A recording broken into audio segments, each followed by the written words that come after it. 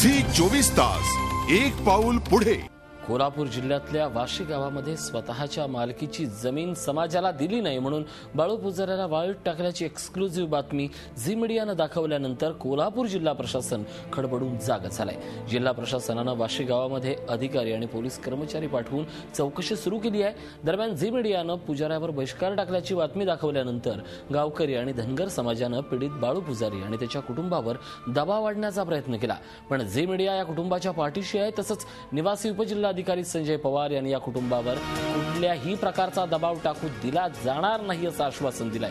तर संबंधित जबाबदार व्यक्तींवर कारवाई करण्याची मागणी निवेदनाद्वारे निवासी उपजिल्हाधिकारींना शिवसेनेनं दिली आहे।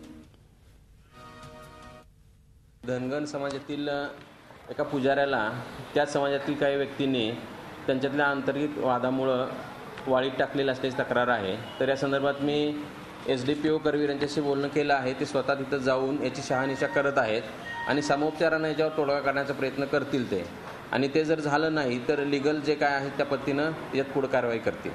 झी 24 तास एक पाऊल पुढे।